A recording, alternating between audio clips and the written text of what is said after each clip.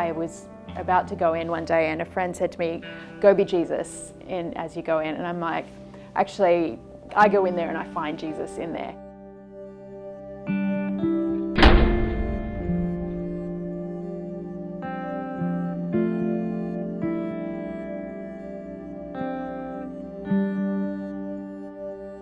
Not only are your friends involved in gangs, but family members are in gangs. So the gang life has always been entrenched into our community, and that's how we view things.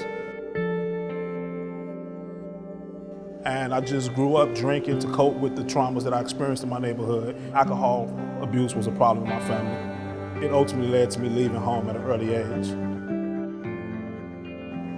I used to hear bullets flying past my ears. My dad was killed, in gun violence. I grew up without a father, and then I see so many other my friends growing up without fathers.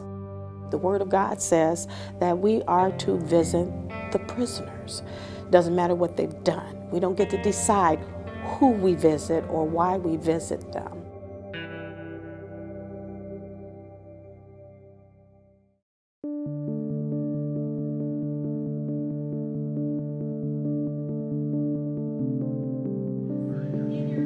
So the program grew into a 4-year Master's of Arts in Christian Ministry, and the goal of the program is to prepare people to do ministry in contexts that are susceptible to violence, which prisons of course are.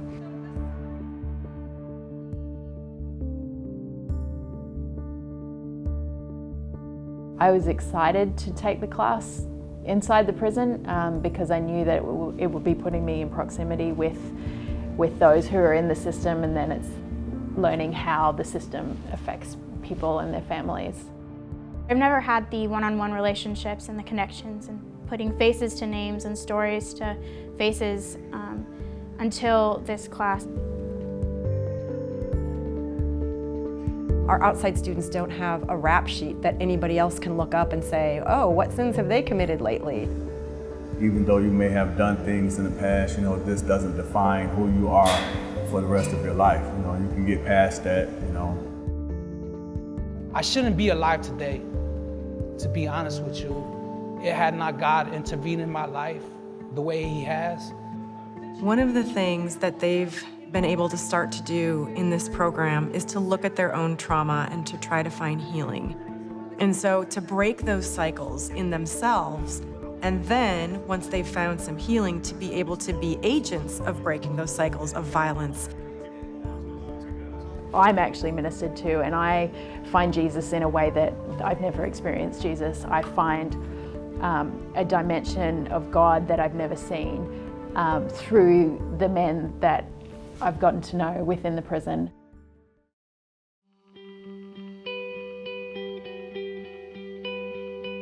The education that I receive and this hope that I have that I'll be able to use it in the world to bring something good in the lives of other individuals, I think that's more than a degree itself. I want to help end that cycle, the cycle that I grew up in, because it's vicious. I realized that my calling is teaching, but teach God's Word in a way that is powerful, uplifting, positive, and liberating. I don't see those barriers any longer. And so that's the one thing that I actually look forward to doing when I get out with this education, is breaking down those barriers, because I know them to be anti-gospel. Without this course, I still would be wondering what's going to happen with me, But now it's just, I have so much hope. I have so much hope, that this is something that's getting me prepared for something that God has in store for me.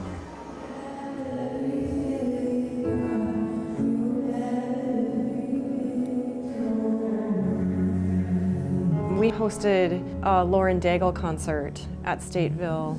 They were going to be singing along with some of the men to do a couple of joint pieces for everybody, and she said to me, please don't let this be the last time I'm in here. We need to be in here. And when they were singing the last song, which was one of the Gaither hymns, Something Beautiful, Something Good, one of my students, my outside students, turned to me and said, the gospel sounds really different in here. Every word that we sing about all the time, freedom, liberation, forgiveness, it means something really different in here. And there was one moment when we went into the Panopticon, and the environment is so inhumane that most of them in the world shut down, and this particular one shut down last year. We went in there into that space, which is a space that can feel like visiting a site where you know people have died, have suffered. When we went in there, we were silent for a moment, and Lauren Daigle just started singing Amazing Grace in this space, and it echoed off the walls. And I thought, this is analogous, that there is redemption happening everywhere, and who are we to keep the walls that human beings put up? Who are we to keep people out and to think that God isn't working inside the walls just as He is working outside those walls? Because the barriers that human beings make between themselves and other human beings are anti-gospel. And my hope is that when our students graduate and possibly are transferred to other prisons across the state of Illinois, that our students who are incarcerated bring the gospel of Jesus Christ to every single prison in the state of Illinois, and that they themselves are the agents of change on the ground, loving these men that they may be incarcerated with for the rest of their lives, but Jesus is there.